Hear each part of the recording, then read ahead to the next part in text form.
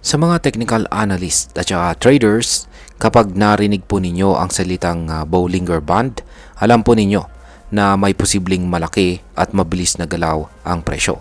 At ngayon nga, unti-unti nang lumiliit o sumisikip ang Bollinger Band ni XRP. At ayon po sa history, kapag ganito po ang nangyayari, may sumasabog. Pero ano nga bang ibig sabihin nito?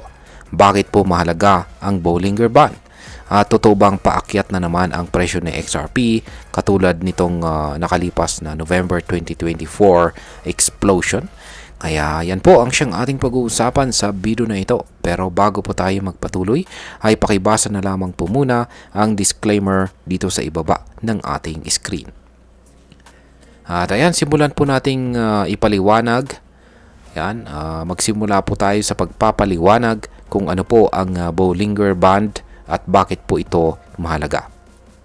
Ang Bollinger Band ay isang klase po ng technical analysis indicator na ginagamit para sukatin ang volatility o biglaang galaw ng presyo ng isang crypto.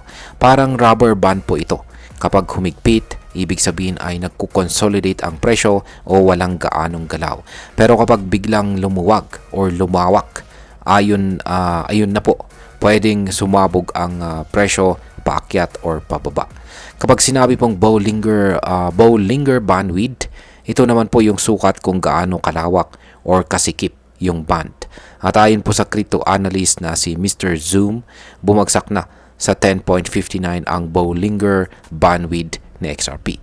Isa po ito sa pinakamababang level mula noong November 2024. At para po sa context, noong bago sumabog si XRP pataas noong 2024, bumaba rin ang bandwidth sa 5.81.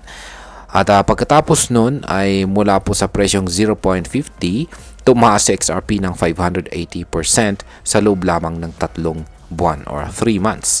At umabot po siya sa presyong $3.40 noong January 2025. Ngayon ay ano naman po ang ibig sabihin ng pagkipot ng Bollinger Band ni XRP ngayon?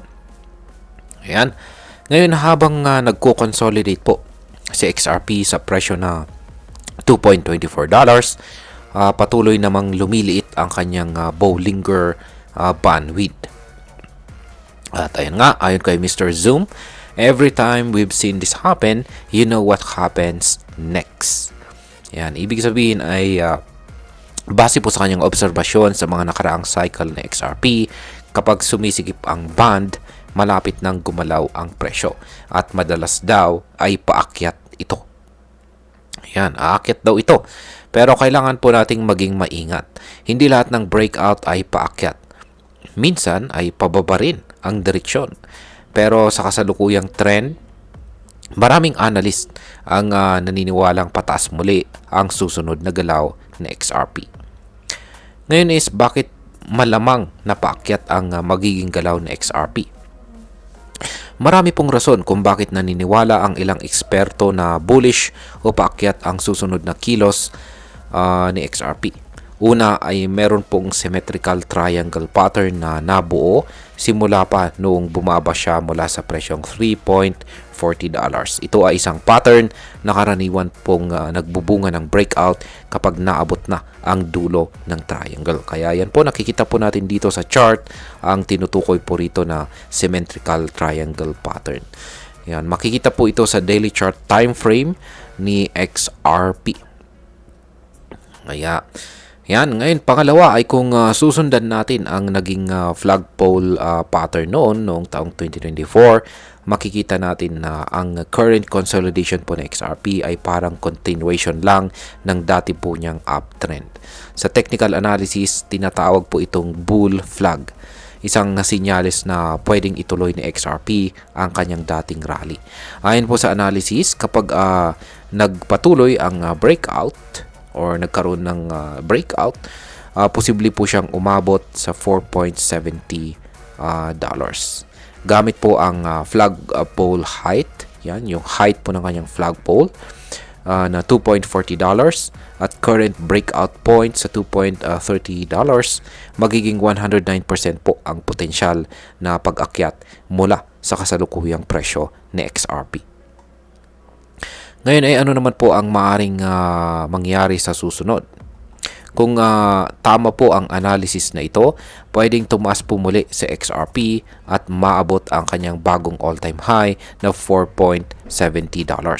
Pero kung sakaling magkamali ang direksyon, magkamali po ng direksyon ang breakout, posible rin pong bumagsak. Kaya para sa mga traders at investors, mahalaga pong bantayan ang price action at saka volume sa mga susunod na araw.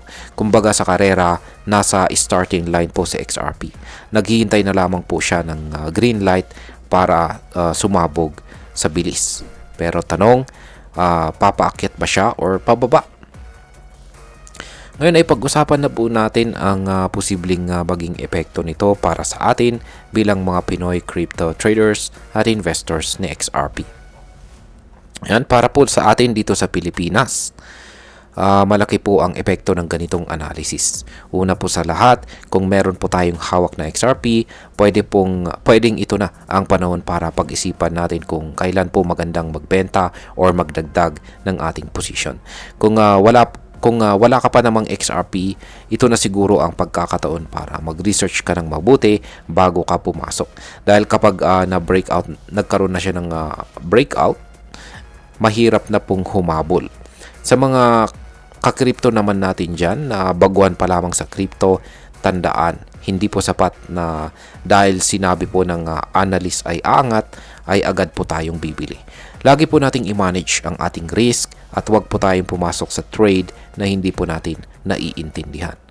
At ayan, bilang panghuli ay ang masasabi ko naman tungkol dito ay sa aking personal na pananaw, ang pattern na pinapakita ni XRP ngayon ay hindi natin dapat balewalain. History tends to repeat itself sa crypto market. At kung babalikan natin ang November 2024 rally, maraming similarity sa galaw ngayon. Pero sa kabila po ng excitement, kailangan pa rin nating maging maingat at responsable. Huwag po tayong umasa lamang sa hype. I-considera po natin ang kabuuang market environment, ang galaw po ni Bitcoin, pati na rin ang mga news na pwede pong makaapekto sa ecosystem ni XRP. At ang susi po rito ay preparation. Kung tama po ang timing mo, pwede kang kumita ng malaki. Pero kung padalos-dalos ka naman, baka ikaw pa ang masunog. At ayan, hanggang dito na lamang po tayo sa video na ito mga ka-crypto. Marami pong salamat sa panunood. Ingat po tayo lagi at God bless po sa ating lahat.